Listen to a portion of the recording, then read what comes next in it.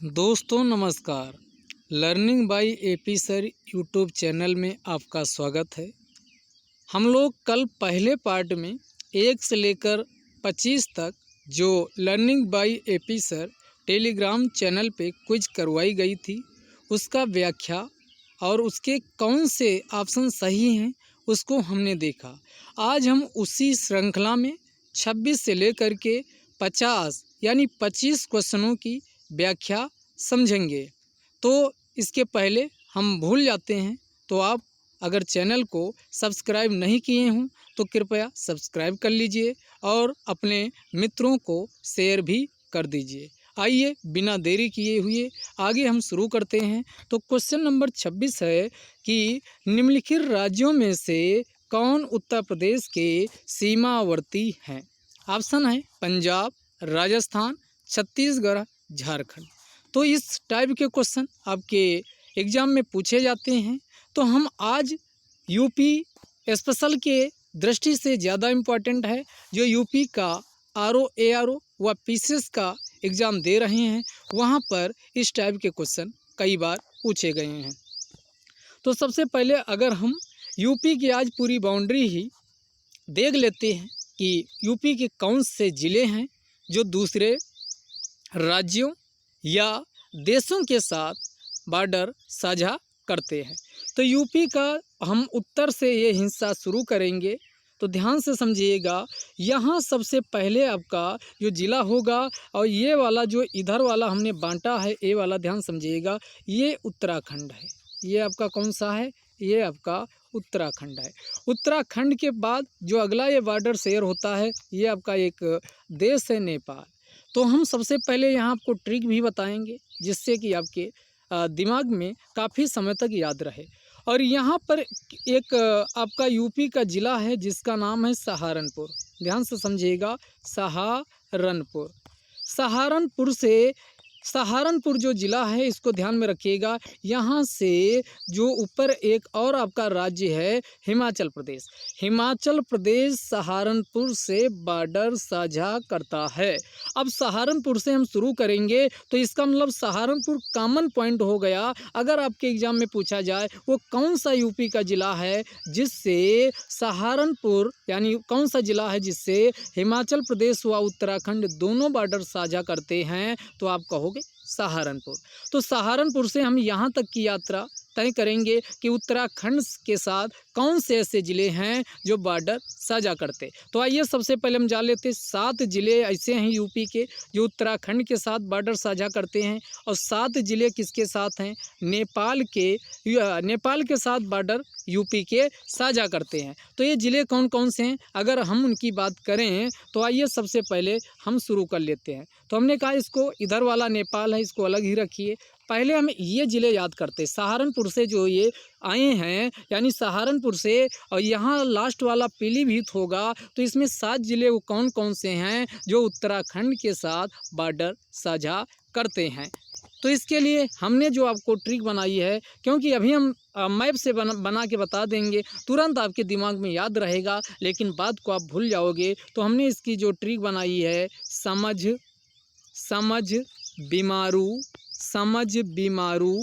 बीमारू बाप। समझ बीमारू बाप। तो यहाँ शब्द उठाइए, यसे से क्या हो जाएगा? पहला जो ये आपका ज़िला है वो आपका सहारनपुर है, जो हमने कहा हिमाचल प्रदेश के साथ भी बॉर्डर साझा करता है, और दूसरा हमने कहा उत्तराखंड के साथ भी। दूसरा आपका है, ध्यान से समझिएगा, यहाँ मुझ आ रहा, समुझ, यानी मुझ का मतलब हुआ मुजफ्फरनगर। तो ये दूसरा वाला जो ज़िला हो जाएगा ये आपका कौन हो जाएगा? मुजफ्फरनगर। फिर बीआई से आपका क्या हो जाएगा? ये ज़िला जो तीसरा है बिजनौर है। कौन सा है? बिजनौर। फिर यम से क्या हो जाएगा? अगला ज़िला जो है वो मुरादाबाद है, और मुरादाबाद के बाद फिर अगला ज़िला जो है वो आपका रामपुर है, और रामपुर के बाद अगला ज़िला, तो यहाँ बीए से आपका बरेली हो जाएगा, और पी से सबसे लास्ट वाला जो यहाँ ये आपका हमने लंबी सी लकीर खींची है, इसी को क्या बोलते हैं? यानी पीलीभीत।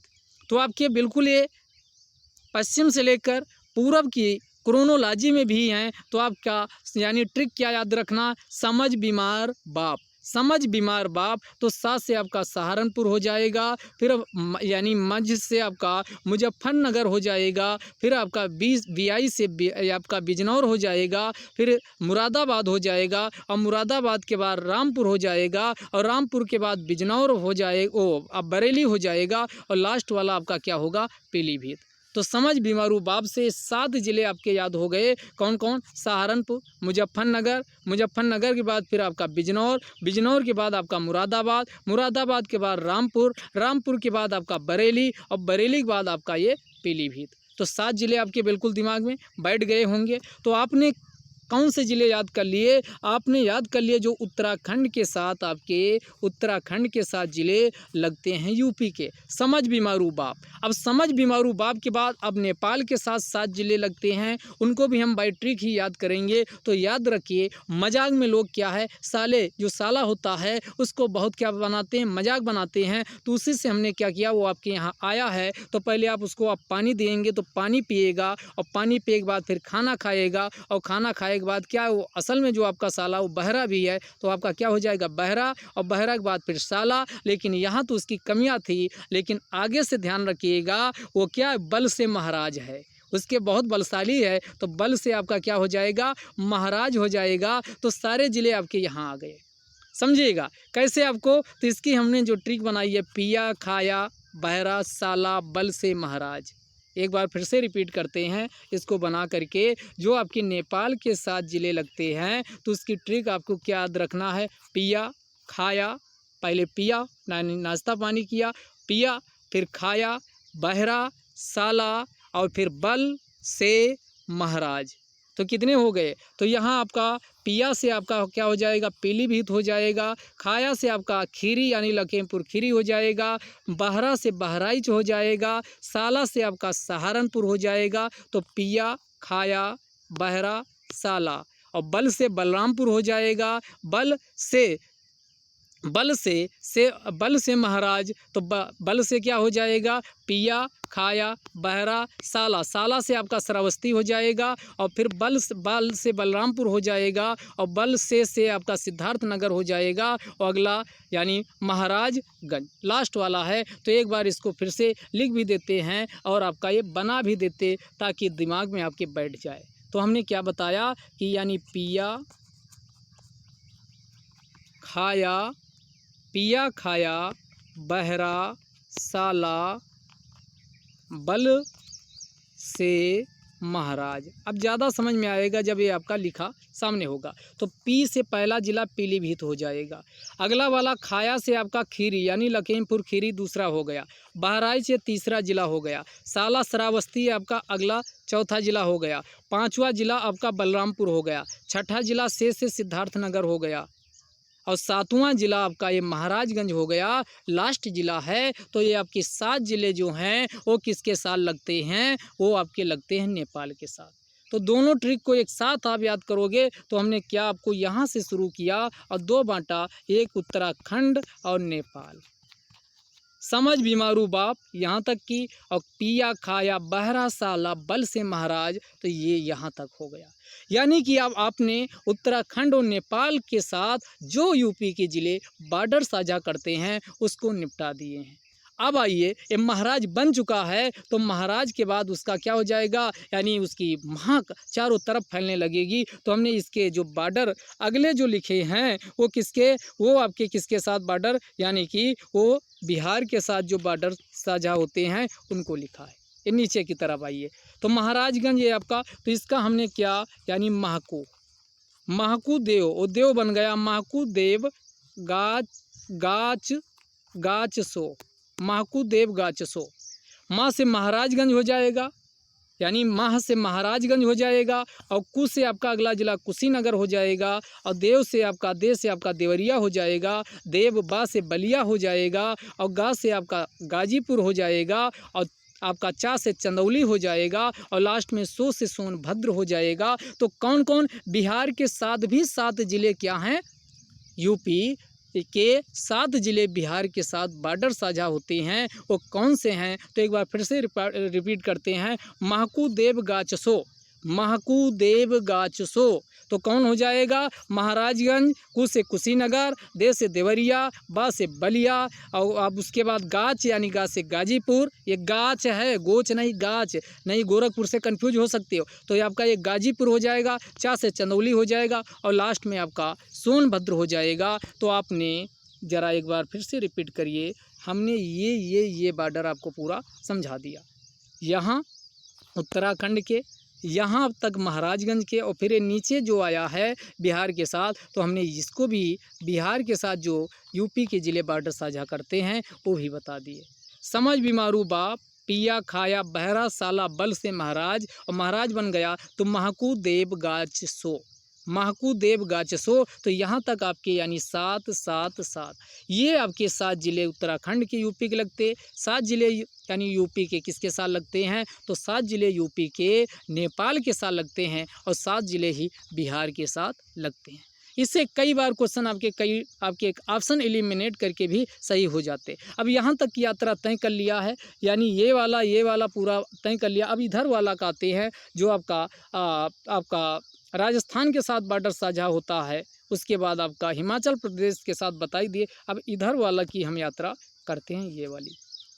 तो हमने कहा है सबसे ऊपर कौन है? सहारनपुर, और सहारनपुर से देखो इधर से उत्तराखंड लगता है, इधर से आपका हिमाचल प्रदेश लगता है, हिमाचल प्रदेश लगता है। अब हम इधर वाले ज़िले याद करेंगे जो इसके साथ कौन लगते हैं, तो ध्यान रखिएगा। अब इधर वाले ज़िले हम जो हरियाणा के साथ लगते हैं उनको याद करने की कोशिश करते हैं, उनको याद करने की, यानी हरियाणा के साथ जो बॉर्डर लगते हैं हरियाणा के साथ उसको याद करने की कोशिश करते हैं।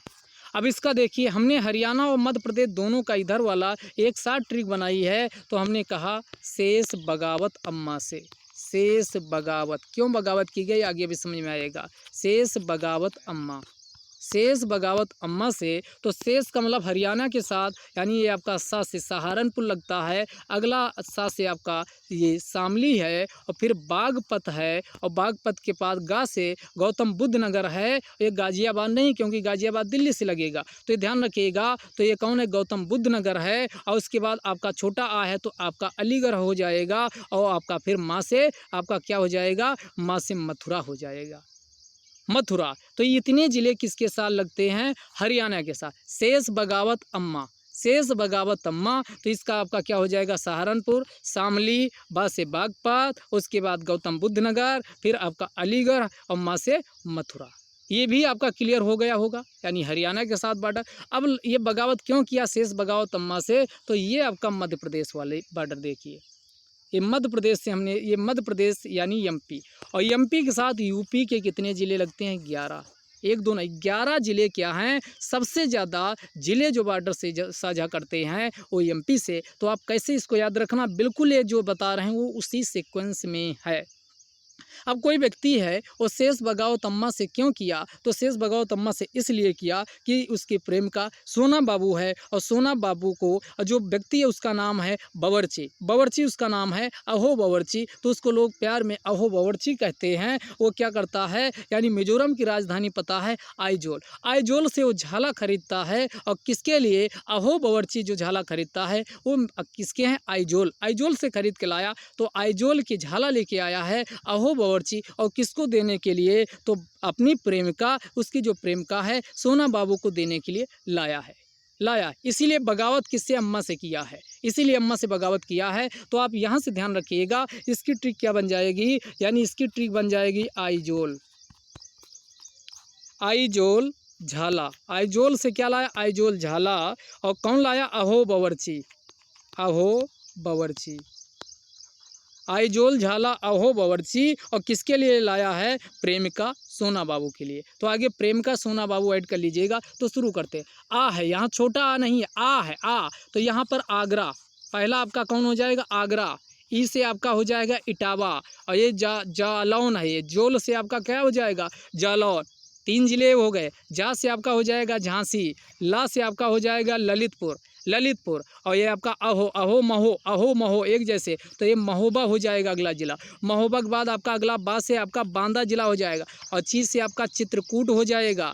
तो चित्रकूट हो जाएगा। और चित्रकूट के बाद हमने कहा कि आइजोल झाला अहो बावर्ची, और किसके लिए लाया है तो ये प्रेमिका, पी से प्रयागराज हो जाएगा, प्रेमिका मी से मिर्ज़ापुर हो जाएगा, और किसके लिए लाया सोना बाबू यानी सोनभद्र। तो ये 11 ज़िले आपके बिल्कुल इसी सीक्वेंस में हो गए। आपको बिल्कुल अब ये इधर वाली ट्रिक आपको कैसे याद रखना है, यानी शेष बगावत अम्मा से क्यों किया तो आइजोल झाला खरीदने के लिए किया, तो शेष बगावत अम्मा आइजोल झाला अहो बावर्ची किसके लिए, प्रेम का सोना के लिए। तो ये आपकी अगर ये याद रहेगा बिल्कुल इसी सीक्वेंस में ज़िले हैं, और 11 ज़िले एक किससे लगते हैं, एमपी के साथ लगते हैं। तो यहाँ तक आपका अब क्लियर हो गया। तो इससे आपका अब ये क्वेश्चन करेंगे बिल्कुल नॉर्मल लगेगा। अब यूपी का एक ओवरव्यू वाला एक मानचित्र बनाते हैं। तो ये सबसे लास्ट में ये आपका कौन, बलिया।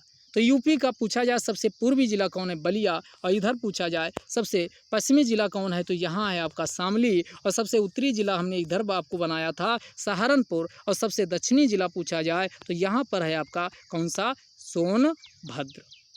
सोनभद्र। ये याद रखिएगा, ये क्वेश्चन पूछा जाता है। आपका पूर्वी जिला बलिया, पश्चिमी जिला शामली, उत्तरी जिला सहारनपुर, दक्षिणी जिला सोनभद्र आपका हो जाएगा। बाकी यूपी स्पेशल बहुत ज़्यादा है। हमने एक आपका ये पूरा का पूरा बॉर्डर को साझा कर, वो आपका किसके साथ कितने ज़िले साझा होते हैं वो बता दी। अब एक मानचित्र में इसको समझा देते हैं। हमने यहाँ पर एक लकीर खींची थी, ये आपका सहारनपुर बताया था।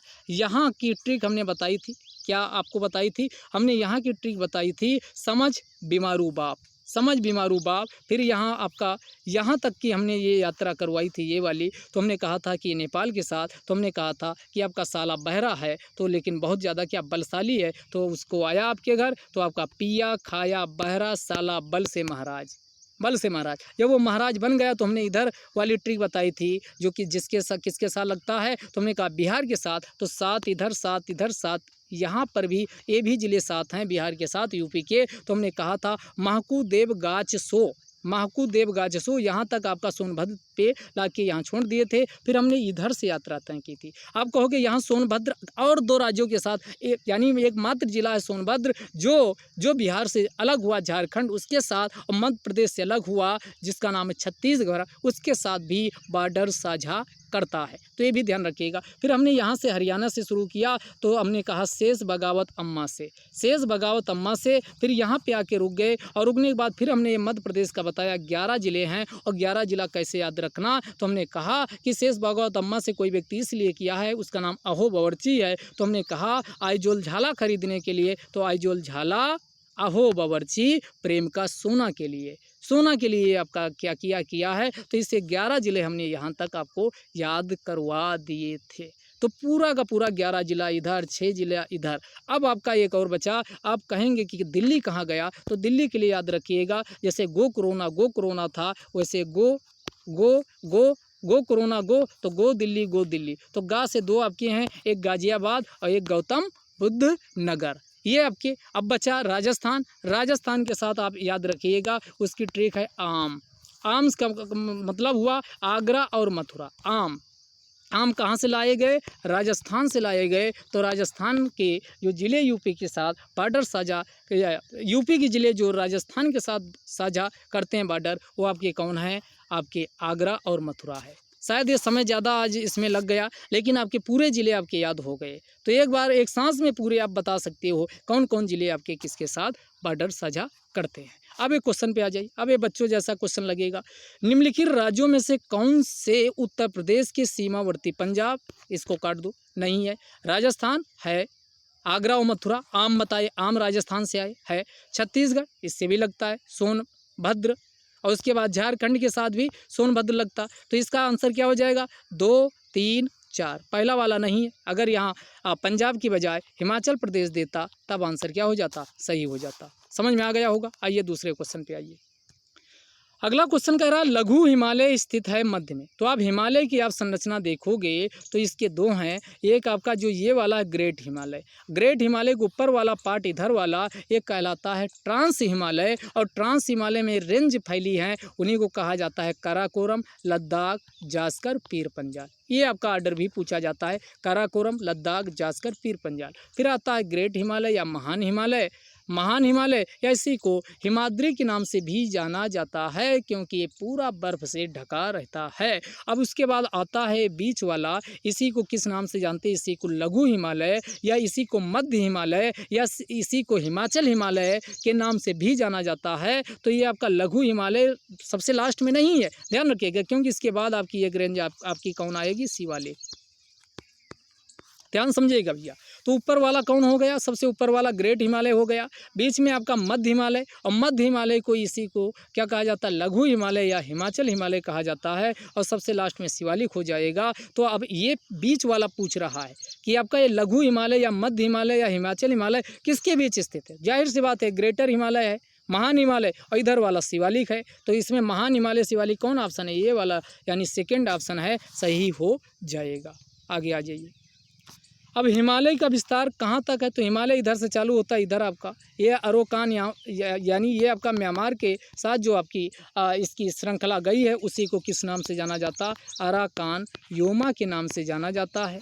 और म्यांमार के साथ बॉर्डर किसका किसका लगता है? तो ध्यान से समझिएगा। पहला है आपका अरुणाचल प्रदेश, दूसरा है नागालैंड, तीसरा है मणिपुर और आपका अगला है मिजोरम। ये सबसे लंबा बॉर्डर म्यांमार के साथ किसका लगता? तो याद रखिएगा, अरुणाचल प्रदेश का लगता है, अरुणाचल प्रदेश का लगता है। यहाँ तक क्लियर हो गया होगा। तो इसका आंसर क्या हो जाएगा? यहाँ अराकान योमा कहाँ स्थित है? तो ये आपकी म्यांमार में स्थित है। क्वेश्चन नंबर अगला आ जाइए।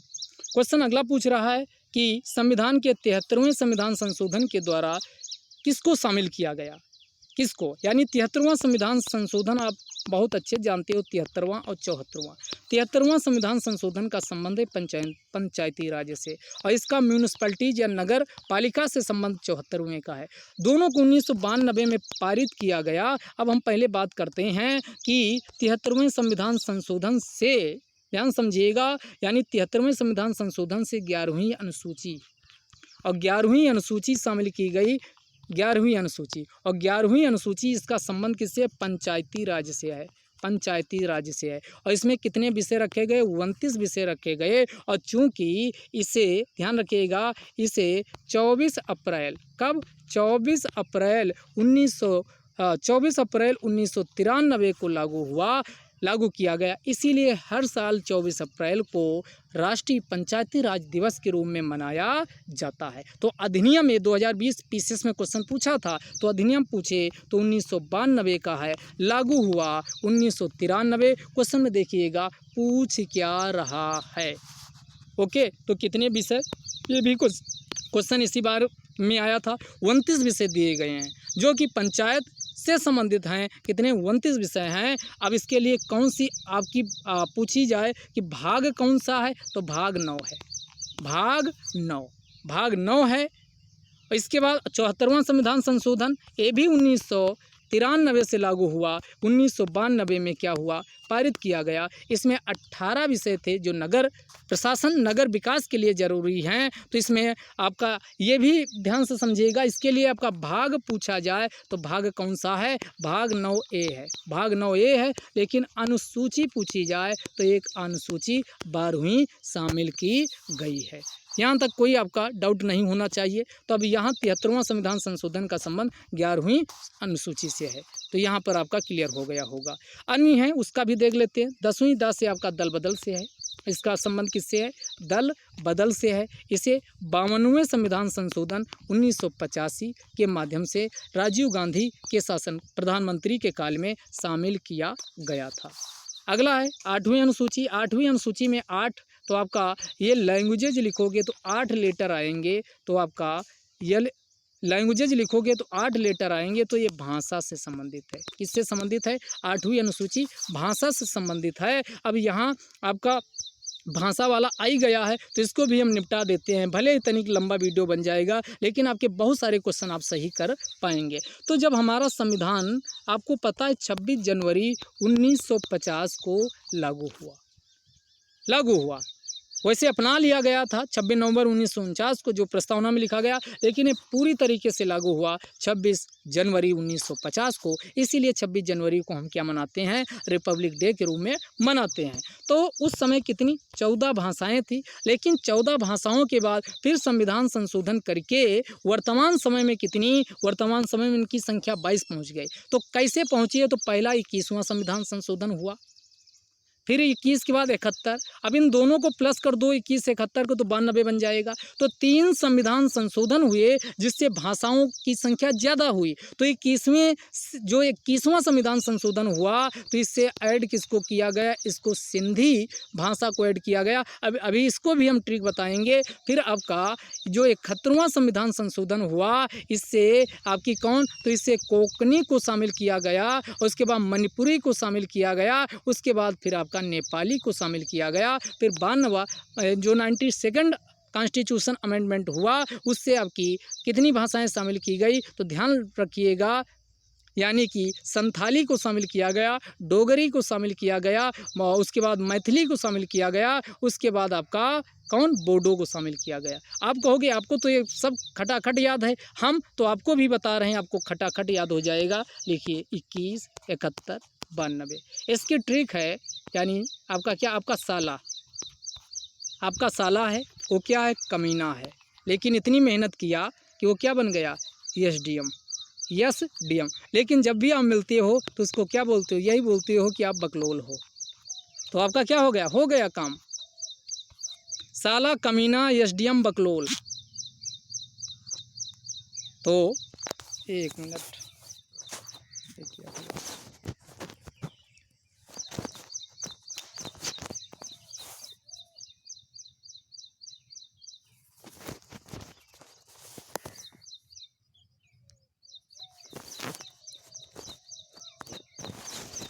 मिनट, कोई बात नहीं। तो हमने क्या बताया? सबसे आसान तरीके से हमने बताया। कहाँ गया? तो हमने क्या बताया कि आपका लिख लीजिए 21, 71, 92। हमने कहा कि आपका कोई क्या था? साला था, लेकिन वो कमीना था। जब तक आईएएस यूपीएससी की तैयारी नहीं करता था, लेकिन वो मेहनत किया, तो साला कमीना क्या बन गया? एसडीएम। लेकिन जब भी आपको मिलता है तो आप उसको क्या बोलते हो? बकलोल, क्योंकि शुरू से जो बोलते चले आए वही आपका आप भी बोलोगे। तो आपका क्या? साला, कमीना, एसडीएम, बकलोल। वो अपने को बोलते हो। ये सामान्य एसडीएम के लिए नहीं है कि आपका इसमें कटिंग करके कोई वीडियो डाल दे। ये आपका साला था, पर्सनल मैटर में बता रहे हैं। तो ये आपका, क्योंकि आजकल आगे पीछे कहानी को हटा करके वो छोटा सा वीडियो काट के डाल दिया जाता है। तो यहाँ पर क्या हो जाएगा? यानी साला से सिंधी 21वें संविधान संशोधन से, फिर आपका ये का से कौन हो गया? कोंकणी हो गया, माँ से मणिपुरी हो गया, ना से नेपाली हो गया, 71वें संविधान संशोधन से शामिल किया गया। फिर आपका यस से आपका संथाली हो गया, डी से डोगरी हो गया, और ये आपका माँ से आपकी कौन हो गया? मैथिली हो गई, और मैथिली के बाद आपका बकलोल से बा से बोडो हो गया। तो ये 4 भाषाएं थी जो 92 संविधान संशोधन के माध्यम से शामिल की गई। तो यहाँ इस ऑप्शन का पोस्टमार्टम अच्छे से हो गया। 73वां संविधान संशोधन का संबंध किससे है? 11वीं अनुसूची से है। आगे आते हैं। अगला ये सहकारी समिति है। तो सहकारी समिति आप देखोगे जब संविधान बना तब ये मूल संविधान में शामिल नहीं थे। इसके लिए 97 संविधान संशोधन किया गया 2011 में, और इसके लिए भाग 9B को शामिल किया गया। 9B, और ये आपका जो मौलिक अधिकार है उसके आर्टिकल 19 का 1 का C, जिसमें 3 नंबर पे लिखा है कि संगठन बनाने का, तो वहीं पर लिख दिया गया बाद को अमेंड करके कि सहकारी समिति बनाने का मौलिक अधिकार होगा। इतने नहीं, इसको 43B में भी शामिल किया गया है, जो आपकी डीपीएसपी है, डीपीएसपी वहाँ पर भी इसका उल्लेख किया गया है। तो ध्यान रखिएगा इसमें। जो अब आपके क्वेश्चन क्या बन सकते? सहकारी समिति को 97 संविधान संशोधन से 2011 में शामिल किया गया, पहला क्वेश्चन। दूसरा क्वेश्चन बन जाएगा कि इसको किस भाग में है? तो भाग 9B है। आपका कहा जा मौलिक अधिकार में है, बिल्कुल है। 19(1) का C नंबर में है। उसके बाद डीपीएसपी में वहाँ भी है, 43B में है, आर्टिकल 43B में है, ध्यान रखिएगा। अब यहाँ क्वेश्चन पूछ रहा मैक्सिमम कितने डायरेक्टर्स हो सकते किसी कोऑपरेटिव कमेटी में? तो मैक्सिमम संख्या बताई गई कितनी, इस आर्टिकल में लिख दिया गया 243 जेड जे में 21 हो सकती है। तो पहला ऑप्शन इसमें क्या हो जाएगा, सही हो जाएगा। क्वेश्चन नंबर अगला पूछ रहा, दक्षिण भारत का प्रसिद्ध तक्कोलम का युद्ध हुआ था। ये तक्कोलम का युद्ध आपके ये पूछा गया है, तो तक्कोलम का युद्ध याद रखिएगा, ये 949 ईस्वी में हुआ। 949 ईस्वी में हुआ। किसके बीच हुआ, तो राष्ट्रकूट और किसके, चोलों के बीच हुआ। राष्ट्रकूट और चोल शासक के बीच हुआ। तो राष्ट्रकूट शासक कौन था, तो राष्ट्रकूट शासक कृष्ण, ध्यान रखिएगा, कृष्ण थर्ड था, कृष्ण थर्ड। और इस राष्ट्रकूट शासक कृष्ण थर्ड ने चोल शासक परांतक प्रथम को, कहीं लिख देते हैं परांतक प्रथम को बुरी तरह से पराजित किया। इसी को किस नाम से जाना जाता है, इसी को किस नाम से, तक्कोलम की युद्ध के नाम से जाना जाता। तो यहाँ आंसर क्या हो जाएगा, चोल एवं राष्ट्रकूटों के मध्य हुआ था। आगे बहुत ज़्यादा चोल साम्राज्य बहुत शक्तिशाली हुआ। इसमें आपके राज प्रथम, राजेंद्र प्रथम, ये सब आप स्टडी करिए, क्योंकि ज़्यादा बताएंगे तो यहाँ बहुत लंबा वीडियो बन जाएगा।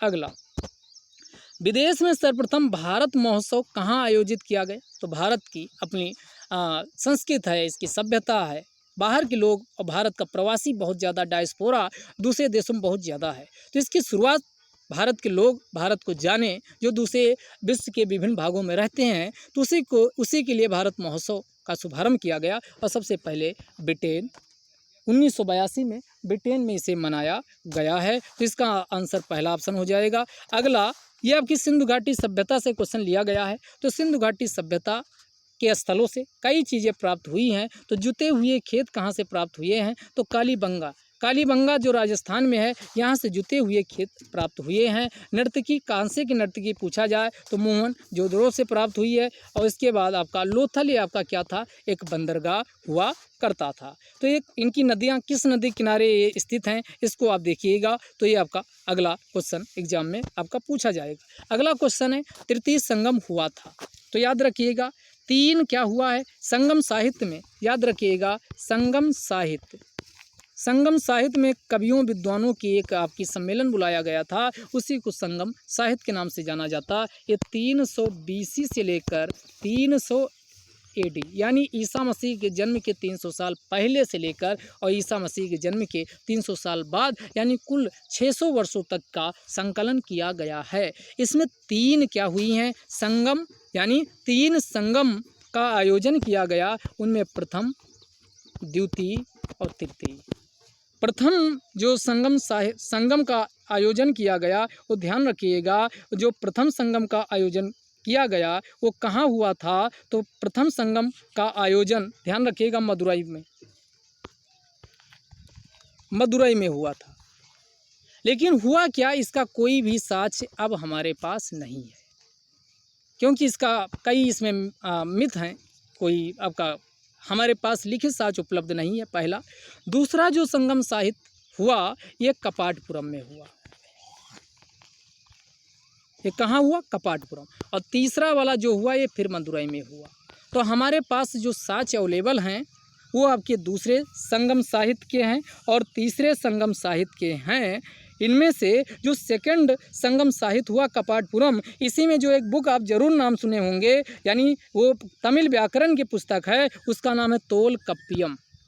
ये आपके एग्जाम में पूछी जाती है, तोलकप्पियम। इस तोलकप्पियम को किसने लिखा है, तो इसी नाम से, यानी नाम भी मिलता जुलता है, तोलकप्पियर।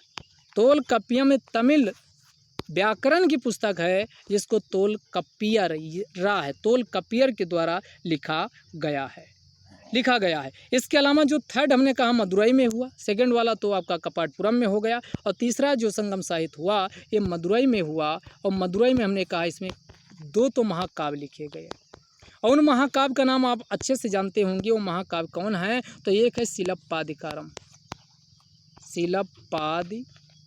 ये बहुत आपकी बार एग्जाम में पूछा गया। शिलप्पादिकारम, यहाँ आदि आ रहा, तो इसको किसने लिखा, आदिगल इलंगो ने लिखा है। आदिगल इलंगो ने लिखा है। और दूसरा जो आपका है वो आपका कौन है, तो मणि मेखलाई भी कहा जाता है, या मेखलाई। इसको लिखा है शीतलय शीतलय सत्यनारायण ने लिखा है। इसको किसने लिखा? शीतलय सत्यनारायण ने लिखा। तो ये दोनों दो महाकाव्य हैं। कौन कौन? शिलाप्पादिकारम, आदिगल इलंगो, कैसे याद रखना वो बता दिए। दूसरा मणि मेखलाई, और मणि मेखलाई को किसने लिखा है? शीतलय सत्यनारायण ने लिखा है। शीतलय सत्यनारायण ने लिखा है। इसके अलावा इसी तृतीय जो सम्मेलन हुआ, संगम हुआ, इसी में कई अन्य ग्रंथों का संकलन किया गया। तो 8 ग्रंथों का जो संकलन किया गया, उसको क्या कहा जाता है? इसको एत्तुतोक्कै कहा जाता। तमिल में ऐसे नाम होते हैं, एत्तुथोक्कै। इसको थोक्कै टीएस से होता तो थोक्कै भी मिल जाएगा। एत्तुथोक्कै 8 इसमें 8 किताबों का संग्रह है, उसी को एत्तुथोक्कै कहा जाता है। और उसके बाद फिर 10 यानी कविताओं का संग्रह जो था वो आपका क्या कहलाया? ये कहलाया पत्तू पातू। इसको क्या कहा गया? पत्तू पातू कहा गया। इसके अलावा इसी जो थर्ड संगम साहित्य हुआ, 18 यानी 18 कविताओं का संकलन, 18 ग्रंथों का संकलन किया गया। एक बुक उसकी बना दी गई, और इसी को किस नाम से जाना गया? इसी को पदिनेन कील कनक्को, पदिनेन कील कनक्को, या इसी को पठी, टीएच से होता है तो ठा भी होता है, पठिनेन कील कनक्को या पदिनेन कील कनक्को के नाम से भी जाना जाता है। तो हमने जितना बता दिया ये सफिशिएंट है। अब क्वेश्चन पे आ जाते हैं। तृतीय संगम साहित्य कहाँ हुआ? बिल्कुल पहला वाला मदुरै में हुआ, दूसरा वाला कपाटपुरम में हुआ, तीसरा पूछ रहा तो तीसरा वाला क्या हो जाएगा? इसका भी आंसर क्या हो जाएगा? मदुरै हो जाएगा। आगे बढ़ते हैं। अगला, हाल ही में भारत ने किस देश के साथ अंतर्राष्ट्रीय सौर गठबंधन पर समझौता किया है? तो ये आपका आप देखोगे COP21, ये आपका पेरिस जलवायु परिवर्तन हुआ था। उसी में भारत के प्रधानमंत्री मोदी जी और फ्रांस के मैक्रान साहब दोनों आपस में क्या यानी समझौता करते हैं कि एक जलवायु परिवर्तन से निपटने के लिए अंतर्राष्ट्रीय सौर गठबंधन होना चाहिए। और फिर होता है अंतर्राष्ट्रीय सौर गठबंधन का यानी निर्माण किया जाता। इसमें पहले तय हुआ था कि ये आपका कर्क रेखा है, ये मकर रेखा, इनके बीच के क्षेत्र जो भी देश आते वो सभी इसके अंतर्राष्ट्रीय सौर गठबंधन के मेंबर बन सकते। लेकिन अब इसको हटा दिया गया। अब कहा गया कोई भी मेंबर इसका क्या बन सकता? सदस्य, कोई भी देश इसका सदस्य बन सकता है। और संयुक्त राष्ट्र संघ के सभी मेंबर को भी आमंत्रित किया गया है, इसके सदस्य हो सकते हैं। अगला, आपको जानकर अब आश्चर्य होना चाहिए कि अंतर्राष्ट्रीय सौर गठबंधन का मुख्यालय गुरुग्राम हरियाणा में है। ये पहला अंतर्राष्ट्रीय संगठन है जिसका मुख्यालय भारत के गुरुग्राम में स्थापित किया गया है। तो ये आपका यहाँ पर आंसर। अभी जो क्वेश्चन पूछा है कौन इसमें समझौते पर हस्ताक्षर किया है, वो किया है असल में इटली ने। तो आपका पीछे वाला भी पता होना चाहिए। अगला, सल्तनत काल में 2 प्रमुख मुद्राओं का पता लगाइए। तो सल्तनत काल आप देखते हो कि सल्तनत काल में इसका GK, ट्रिको, सलाम, ये आपका है। मुगल काल हटा दीजिए। मुगल काल के बाद ये वाला पूरा काल क्या कहलाता है? सल्तनत काल कहलाता है। तो गुलाम वंश, खिलजी वंश, तुगलक वंश, सैयद वंश, लोदी वंश, ये वाला पूरा का पूरा क्या कहलाता है? इसी को कहा जाता है सल्तनत काल। मुगल काल के बाद वो अलग है। तो यहाँ पर कई सिक्के चलाए गए, कई सिक्के, सस्कनी सिक्का अलग चला। तो यहाँ पर 2 सिक्के सबसे फेमस हुए। तो याद रखिएगा वो 2 सिक्के कौन कौन से थे उसकी हम बात कर लेते हैं। तो इसमें चांदी का टंका था। चांदी का टंका अगर पूछा जाए तो चांदी का टंका, और दूसरा था तांबे का जीतल। तो ये 2 सिक्के ध्यान रखिएगा। तो आपका कौन हो जाएगा? ये आपका जीतल हो जाएगा। और टंका, चांदी का टंका, तांबे का जीतल, ये चलाया गया था। यानी 2-4 किस ऑप्शन में? जिस ऑप्शन में उसमें लगा दीजिए, D ऑप्शन हो जाएगा। आगे कंटिन्यू करते हैं। हाल ही में किस राज्य की विधानसभा ने राज्य योगा को प्रमोट करने के लिए, क्योंकि अब की जो उपभोक्तावादी संस्कृति है इसमें अपने आप को स्वस्थ रखना बहुत ज़रूरी है। इसके लिए केंद्र सरकार तो जागरूकता अभियान चला ही रही है, जिसमें आप 21 जून को योगा दिवस आप देख सकते हो। इसी श्रृंखला में राज्य सरकारों के द्वारा भी प्रयास किया जा रहा है। और हरियाणा सरकार ने, हरियाणा की विधानसभा ने यानी राज्य योग आयोग विधेयक 2021 को पारित किया। तो इसका आंसर क्या हो जाएगा? इसका आंसर यानी लास्ट वाला D हो जाएगा। अगला, महिला एवं बाल विकास मंत्रालय के द्वारा पोषण पखवाड़ा मनाया गया। तो ये कब ये मनाया गया? 16 मार्च से लेकर 31 मार्च।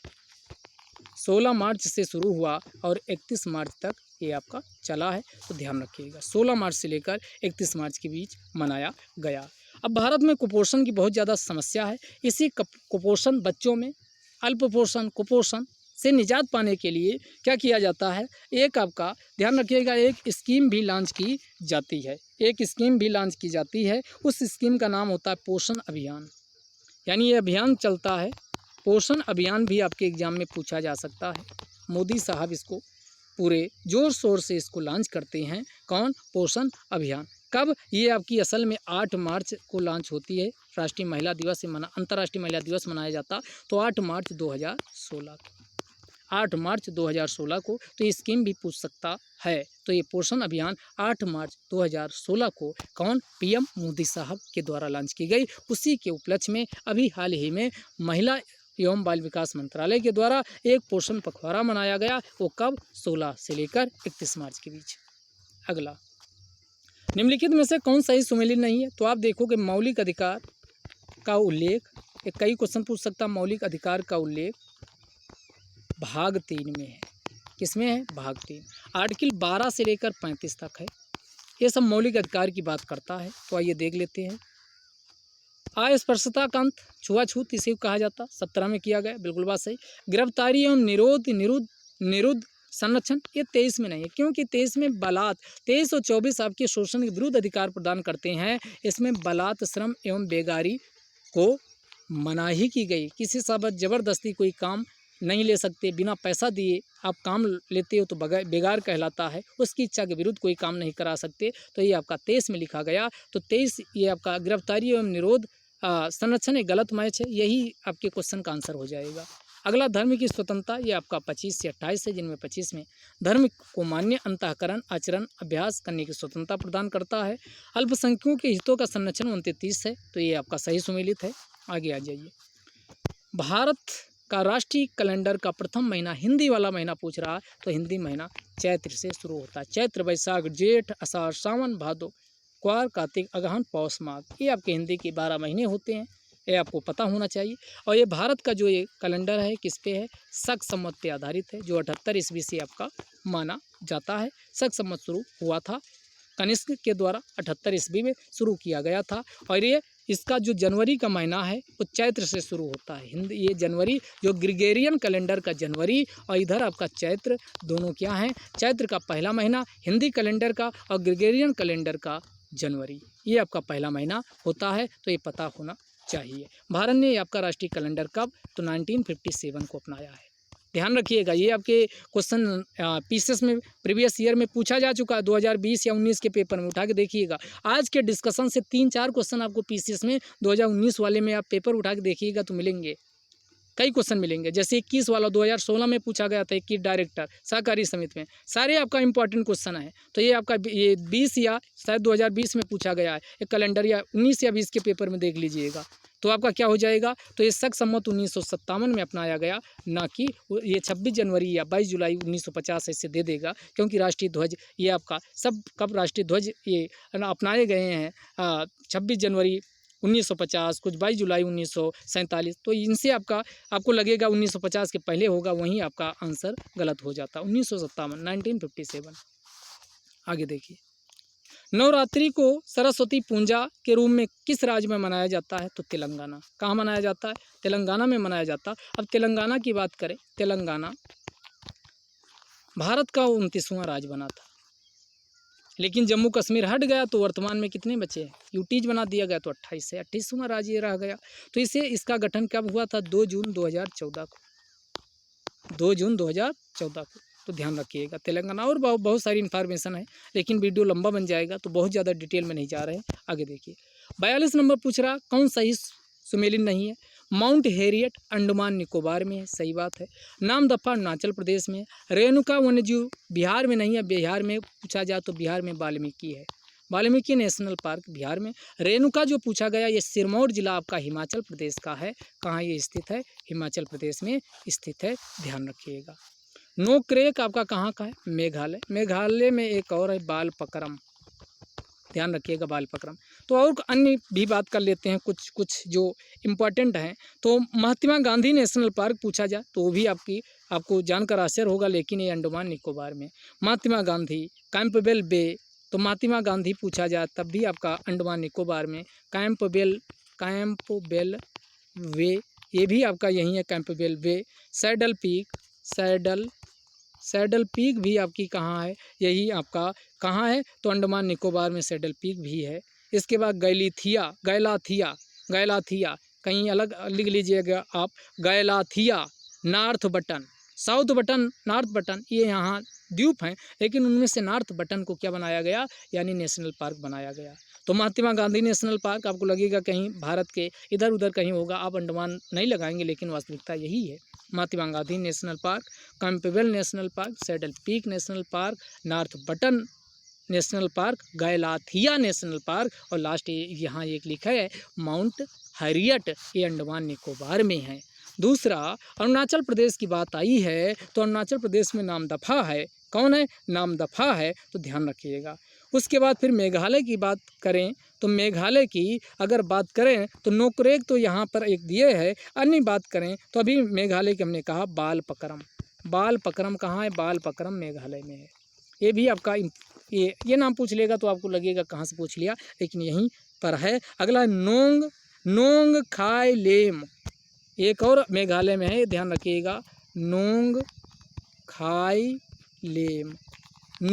लेम भी कहाँ है? मेघालय में है, तो मेघालय वाली ध्यान रखिएगा। आगे आइए, तो यहाँ हिमाचल प्रदेश में आया था। हिमाचल प्रदेश में एक और है जिसे कहा जाता है ग्रेट डेजर्ट नेशनल पार्क।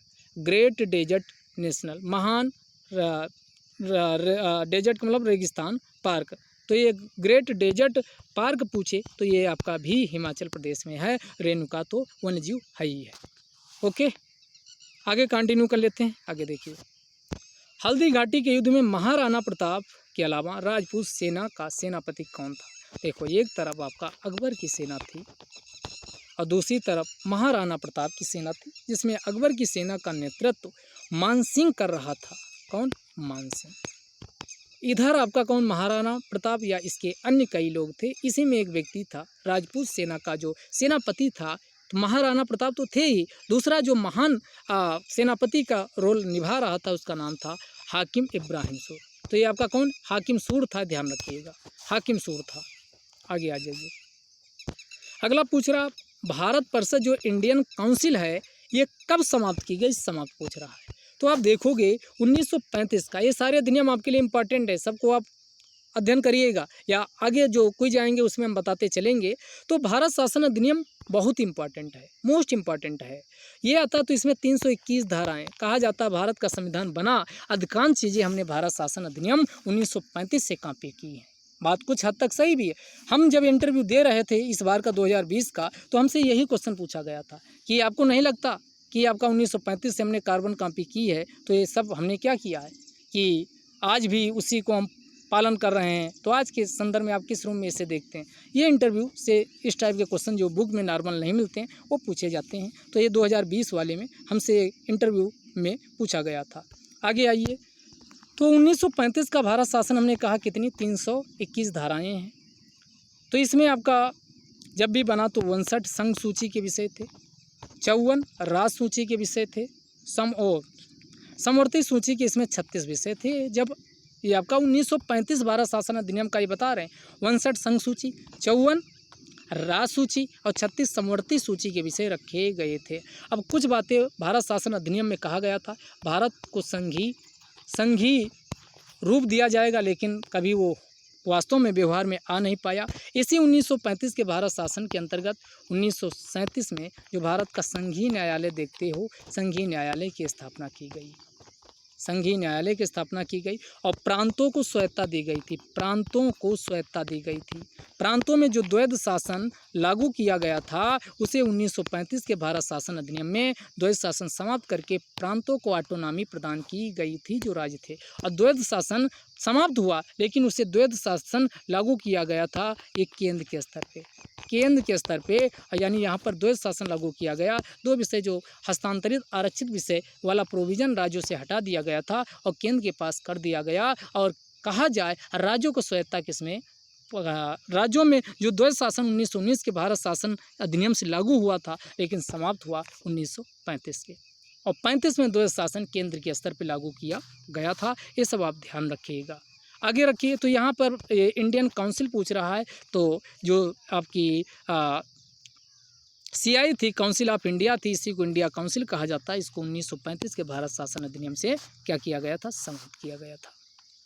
अगला, इन्वायरमेंट की रक्षा के लिए एक ट्रिब्यूनल का गठन किया गया, उसी को क्या बोलते हैं, NGT, नेशनल ग्रीन ट्रिब्यूनल। इसका गठन 2010 में संसद के अधिनियम से किया गया है, इसलिए ये स्टैट्यूटरी बॉडी है, यानी कि सांविधिक निकाय है। तो इसका आंसर क्या हो जाएगा, 2010 हो जाएगा।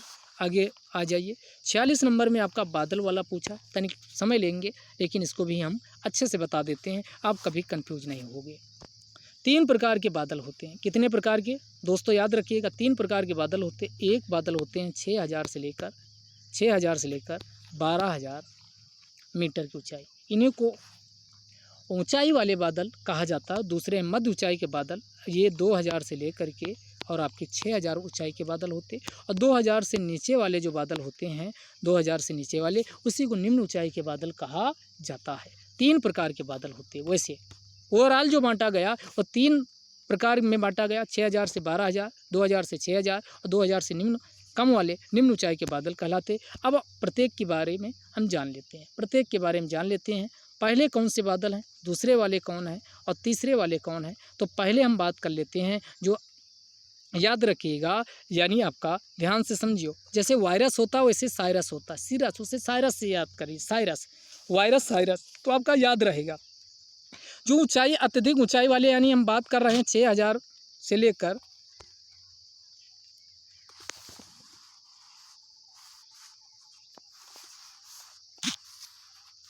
तो टेक्निकल इसमें अभी हम अभ्यस्त नहीं हो पाए हैं, आप इसको मैनेज कर लीजिएगा, बार बार बैक कर जा रहा। आगे देखो, तो हमने क्या कहा कि बात कर रहे हैं 6000 से लेकर जो 12000 ऊंचाई के बादल है। कितने, 12000। ये 3 प्रकार के होते हैं। जैसे हमने कहा साइरस, वायरस होता है, वैसे सीरस होता है। वायरस से साइरस याद रखो, साइरस आप अपने याद करने के लिए इसको साइरस प्रोनाउंसिएशन करिए। तो 3 प्रकार के कौन होते हैं, एक साइरस होता है, ये CIRRUS, साइरस। साइरस के साथ अब कुछ नहीं, इसको जब हम ये 2 के साथ को रिलेट करते हैं तो ये आपका US हटता है, तो क्या लगता है, साइरो। और साइरो के साथ आपको लगा देना है स्ट्रेटस, यानी स्तरीय। और तीसरा साइरो अभी भी रहेगा, साइरस पहले में है, साइरो, और इसके बाद क्या लगा देना है, क्यूमुलस। तो ये 3 प्रकार के इसमें हो गए। एक आपका हो गया साइरस, दूसरा आपका हो गया साइरो, स्ट्रेटस, और तीसरा हो गया साइरो और आपका क्यूमुलस, साइरस, क्यूमुलस। तो अत्यधिक ऊंचाई के बादल पूछे भैया, कितने प्रकार के होते हैं, 3 प्रकार के होते हैं, साइरस, साइरो स्टेटस और साइरो क्यूमुलस। जो ये आपके साइरस होते हैं, अत्यधिक ऊंचाई के होते हैं, 8000 से लेके जो आपका क्वेश्चन दिया गया उसका आंसर मिल चुका होगा, साइरस बादल। तो 3 प्रकार से साइरस से, वायरस से याद रखिए, वायरस कितने प्रकार के होते हैं, 3। जैसे अब कोविड-19 वाला वायरस फैला, बहुत इसके वेरिएंट हो रहे हैं, तो ऐसे यहाँ आपका वायरस से याद रखिएगा साइरस, तो सीरस स्टेटस, सीरस क्यूमुलस। ठीक, अब आइए मध्य ऊंचाई के बादल, जो 2000 से लेकर 6000 ऊंचाई के बीच होते हैं। ये बादल ध्यान रखिएगा, ये बादल कितने प्रकार के होते हैं, तो इसके साथ 2 प्रकार के होते हैं। इसमें जो देखो, मध्य वाले को बोलते हैं अल्टो। ऑल्टो के साथ क्या लगा देना है आपका, एक में स्टेटस लगा देना, एक में क्यूमुलस लगा देना। अल्टो स्टेटस और आपका अल्टो क्यूमुलस होते हैं, क्यूमुलस। तो ये 2 प्रकार के कौन हो गए, अल्टो, क्यूमुलस। अब आपका निम्न ऊंचाई के बादल मोस्ट इंपॉर्टेंट है, आपके एग्जाम में पूछे जा सकते। तो आपके निम्न ऊंचाई के बादल होते हैं 5 प्रकार के, और 5 प्रकार के आपको ध्यान रहे, भूलो ना, इसलिए हमने इसको ट्रिक बनाई है, सुप्रीम कोर्ट। और सुप्रीम कोर्ट से आपका याद हो जाएगा, पहला बादल क्या हो जाएगा, स्टेटस। सुप्रीम कोर्ट ने CM का नाश कर दिया, नाश कर दिया, हो गया। सुप्रीम कोर्ट का कोई जजमेंट आया और CM के खिलाफ गया तो CM का सत्यानाश हो गया। तो सुप्रीम कोर्ट का जजमेंट सीएम को नाश कर दिया। 5 प्रकार के यहाँ हमने बादल अभी आपको बना के बताएंगे। बहुत आसान याद रखना। आप कहते हो कुछ चीज़ याद नहीं होती, बहुत है, आप कोरिलेट तो करिए। तो यस से आपका हो गया स्टेटस बादल, इसको हटा दें, चलो इसी में लिख देते हैं, ये आपका स्टेटस बादल हो गया, स्टेटस। दूसरा क्या हो गया, सुप्री यानी सी से हो गया क्यूमुलस, क्यूमुलस। अब दोनों को एक में मिला दो तो दोनों को पहले आपका ये आएगा स्ट्रेटोक्यूमुलस, स्ट्रेटोक्यूमुलस हो गया। और फिर आपका देखो 3 ये प्रकार हो गए। अब यहाँ आपका सीएम है तो सीएम, ऐसे एम को एन आप रीड करिए तो क्यूमुलो अगला जो हो जाएगा निम्बस, निम्बस। तो ये चौथा बादल का जो प्रकार हुआ, तो हमने कहा सीएम का नाश किया तो ये आपका जो हो जाएगा क्यूमुलो निम्बस, NIM। इसको हिंदी में मत याद कीजिएगा, नहीं कंफ्यूज हो जाओगे, क्यूमुलो निम्बस। और 5वां प्रकार जो बादल का था वो हमने क्या लिखा, नाश कर दिया, NOS लिखा था, तो निम्बो। अगला जो है निम्बो, निम्बो। और आपका क्या हो जाएगा और ये स्टेटस, निम्बो यस से हो जाएगा स्टेटस। तो ये निम्न ऊंचाई के बादल कितने प्रकार के होती, 5 प्रकार के, सारे हमने बता दी। अब आपका अगर इनकी विशेषताएं अगली वीडियो में अब फिर क्वेश्चन रिपीट होगा तो वहाँ पर बता देंगे, अभी सब एक साथ बताएंगे। तो आप अभी नाम याद रखिए, 5 प्रकार के निम्न ऊंचाई के बादल, 2 प्रकार के मध्य ऊंचाई के, 7 और 3 प्रकार के आपके क्या वो वाले आपके बताए थे, कौन आपके अधिक ऊंचाई के बादल, अधिक ऊंचाई के बादल याद रखिएगा। तो आपके टोटल कितने हो गए, 10 प्रकार के बादल हमने आज आपको बताया है। तो ये 8000 से 12000 ऊंचाई वाले बादल जो पतले एवं पंखदार के रूप में होते हैं, चक्रवात आने की सूचना देते हैं, इन्हीं को क्या कहा जाता है, इन्हीं को हमने कहा यानी सिरस या साइरस कहा जाता है। ओके, अब बहुत आसान आपको ये क्वेश्चन लगेगा। अगला, नदी श्रृंखला से पूछा गया कौन सा यानी क्या भूमबंधित नदी है जो यानी क्या हो जाती है, स्थल में ही लुप्त हो जाती है, वो कौन सी, लूनी नदी है, ध्यान रखिएगा। बाकी अन्य नदियाँ राजस्थान में लुप्त हो जाती है, तो ये लूनी नदी है। अन्य नदियों के बारे में अध्ययन कीजिएगा, वीडियो लंबा हो रहा है इसलिए हम ज़्यादा डिटेल में नहीं जा रहे हैं। आगे आइए, निम्नलिखित में से कौन सही ढंग से मेल नहीं खाता है। तो ये मौर्य काल में जो प्रशासन था, उसके जो विभाग थे, उसको प्रशासन कैसे चलाया जाता था, उन्हीं के नाम थे। तो उसी के यहाँ क्वेश्चन पूछा गया है। तो यहाँ शुल्काध्यक्ष अधीक्षक टोल का होता था, सही है, शुल्क से आप याद रखिए, टोल, आज भी शुल्क वसूला जाता। सीता कृषि को कहा जाता था, कृषि, तो इसका सीताध्यक्ष कृषि अधीक्षक होता था। नौ आपका जहाज को कहा जाता था, जहाजों का अध्यक्ष होता था। आकाराध्यक्ष ये आपका मापतौल का होता था, ना कि आपका ये लोहा, इसका लौहाध्यक्ष कहा जाता था, लौहाध्यक्ष, तो इसी को लोहाध्यक्ष, ये गलत है, तो इसका आंसर हो जाएगा यानी कौन सा इससे मिले नहीं, डी वाला। अगला देखिए, राजस्थान की पश्चिमी अंतर्राष्ट्रीय सीमा पर ऑपरेशन सर्द हवा, ऑपरेशन सर्द हवा ये BSF के द्वारा चलाया गया था। और कब से कब तक के बीच चला था, 21 जनवरी से लेकर 27 जनवरी। अब देखोगे 26 जनवरी को रिपब्लिक डे मनाया जाता, तो घुसपैठ आतंकवादी गतिविधियों को नस्ते नाबूद करने के लिए, इसको मान लो कोई घुस ही आया तो क्या होगा, तो इसी के लिए BSF के द्वारा ऑपरेशन सर्द हवा, चूँकि जनवरी के महीने में कोहरा इत्यादि का प्रभाव होता है तो पता लगाना कठिन काम होता, तो एक ऑपरेशन के तौर पे ऑपरेशन सर्द हवा BSF के द्वारा शुरू किया गया था राजस्थान बॉर्डर पे। अगला, सबसे लास्ट आज का क्वेश्चन है, भारत में प्रथम महिला विश्वविद्यालय कब स्थापित हुआ था, 1916। पहला महिला विश्वविद्यालय था और एक व्यक्ति थे धोंडो केशव कर्वे, धोंडो केशव कर्वे के द्वारा 1916 में स्थापित किया गया था। तो आज का ये डिस्कशन यहीं समाप्त होता है। आपका बहुत बहुत धन्यवाद। और आप वीडियो अगर पसंद आता है, आप प्रीवियस ईयर के क्वेश्चन उठाइए, देखिए, और पसंद आता है तो इसको लोगों को शेयर करिए ताकि ज़्यादा से ज़्यादा लोग फ़ायदा उठा सके। ठीक, कल फिर मिलते हैं, धन्यवाद।